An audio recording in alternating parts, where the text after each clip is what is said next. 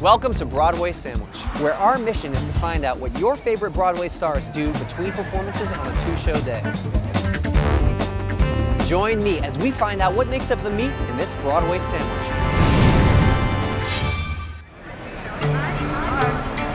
Today, we're hanging out with one of the stars of the band's visit, Itai Benson. The band's visit tells the story of an Egyptian police band that mistakenly ends up stuck in a tiny Israeli town overnight, and the locals who take them in.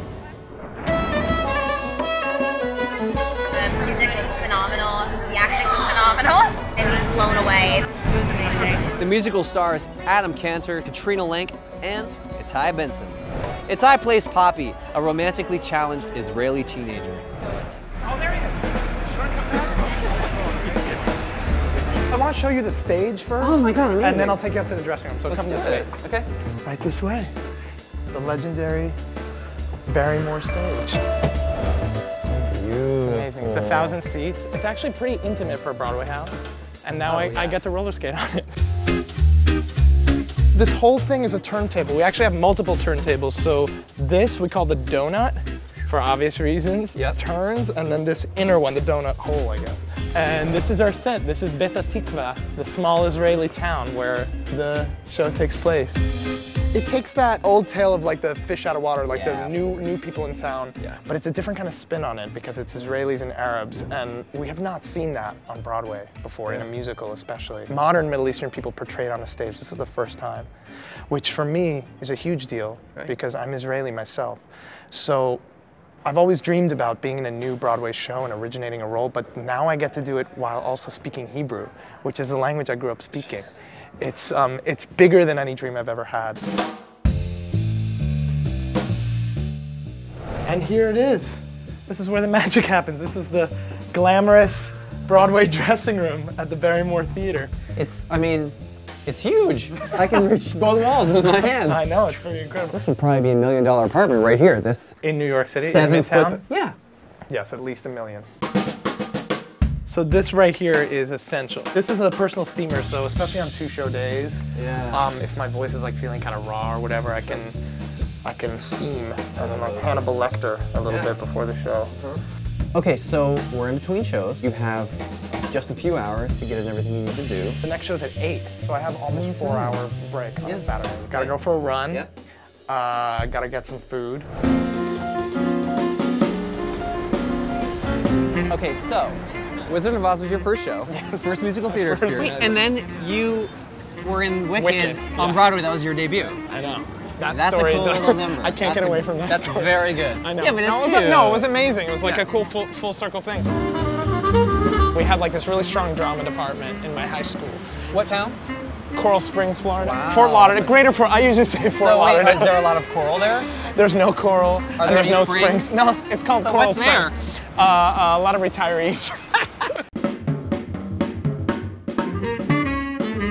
So I usually like to run in the park. So why don't we go to Central Park? Done. So this helps you for your next show? Yeah, well, it helps me not just like get my blood going and get like my body ready for the next show, but it also is like very calming and meditative, especially in the park. It's like you're in this suddenly quiet place in the middle of the most insane part of the world.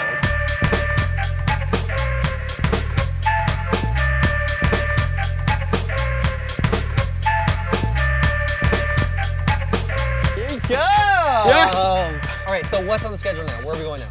I've been having some I've been feeling like my vocal cords have been feeling kind of swollen. Yes, we gotta take care of of those. So I have to get like some you know, anti-inflammatory vitamins, and then we'll get some food. Great.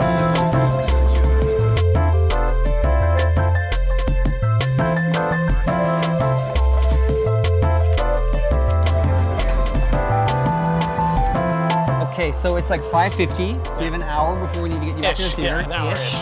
And where do you want to eat? What do you feel like? I usually like to have like sushi, like something light and clean.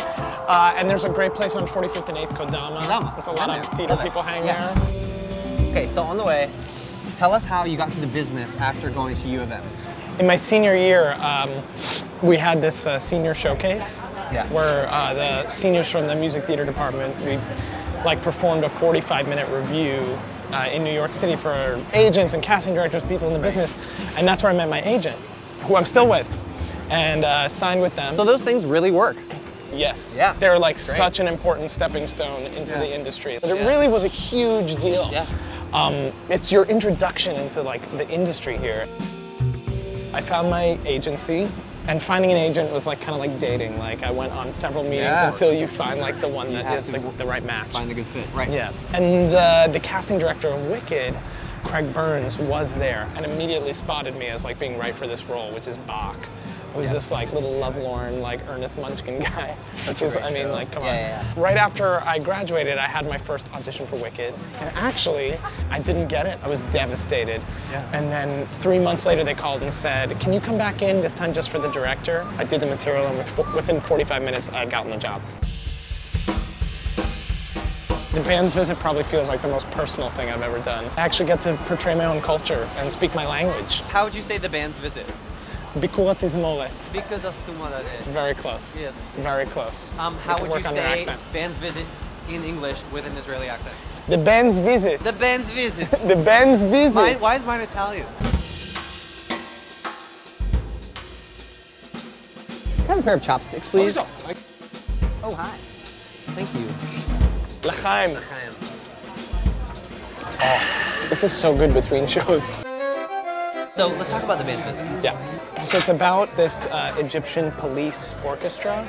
They're supposed to be playing a concert at an Arab culture center in this big Israeli town. And due to a mix-up, they get stuck in this tiny little nothing town in the middle of the desert. And they're stuck there without a way out. There's no bus out of the town. I mean, the minute I found out that this was turning into a musical, I like attacked this hard because you did a workshop of it too, right? Well, it's based on a movie that came out 10 years ago that I've been crazy about since it came out.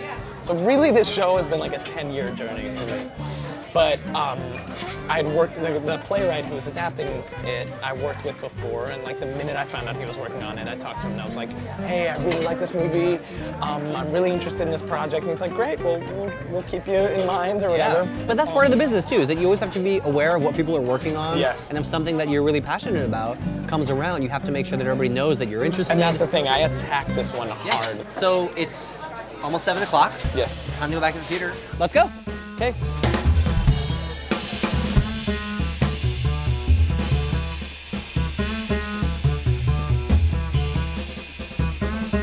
Thanks for hanging with me. Thank you so much for doing this. I I love you, bud. Have a great second show. Thank you. Okay. Thank you. See you soon. See you. Bye. Bye.